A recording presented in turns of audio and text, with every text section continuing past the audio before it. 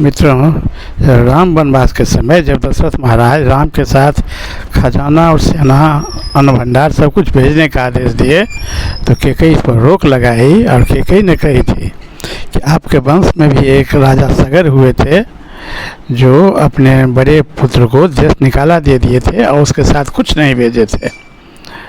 तो इस पर दशरथ के सबसे बुजुर्ग वयोवृद्ध मंत्री सिद्धार्थ ने कहा था कि सगर अपने पुत्र को जो देश निकाला दिए थे और अपने उसके साथ कुछ नहीं भेजे थे, इसमें आप सत्य नहीं कह रही हैं। वो क्यों देश निकाला दिए थे अपने पुत्र को? सगर का ज्येष्ठ पुत्र असमंजस था। असमंजस बड़ा ही अत्याचारी और क्रूर स्वभाव का था। वे जब राज्य में घूमने जाता था तो बच्चे सबको जो सड़क पर खेलते हुए देखते थे तो बच्चे सबको पकड़ करके सरयू नदी में फेंक देता था। अब बच्चा जब सरयू नदी में छटपटा कर डूबता था तो वह देख करके वो खूब हंसता रहता था, उसको बड़ा आनंद आता था। तो राज्य के बहुत सारे जनता लोगों को, बच्चे को वह सरयू नदी में डुबा कर मार दिया। तो सभी जनता लोग एक बार महाराज सगर के पास जा कर के कहा कि महाराज, आपका पुत्र बड़ा अत्याचारी है, हम लोगों को, बच्चे को सरयू में फेंक करके डुबा देता है और इससे वो आनंद होकर के हंसते रहता है। तो अब हम लोग इस बात से उब गए हैं।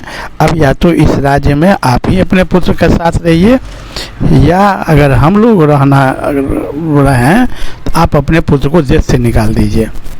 तो सगर महाराज बहुत ही न्यायप्रिय राजा थे।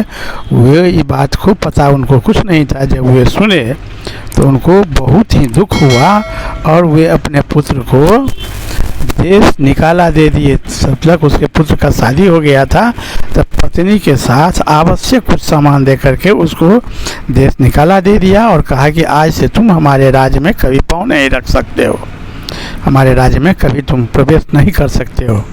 तो वह बड़ा अत्याचार करने लगा था, क्रूर अत्याचार, कि दूसरे के बच्चे को पकड़ करके सरयू में फेंक करके डुबा कर मार देता था। इस स्थिति में उसको देश निकाला गया था।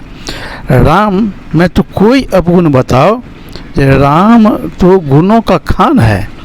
कहीं से कोई भी जनता राम के बारे में कभी कोई शिकायत आज तक नहीं किया है, सब राम को प्रशंसा ही करता है। राम ऐसा अच्छा और भला आदमी तो हो ही नहीं सकता है कोई। या अगर तुम्हारी निगाह में राम में कोई भी अगर दोष मिले तो तुम ही बतलाओ, तो उसके बाद तुम्हारा बात सब कुछ मान लिया जाएगा। तो जब वह बूढ़ा मंत्री सिद्धार्थ ये बात कहा तो कैकेयी इस पर में कोई जवाब नहीं दे पाई।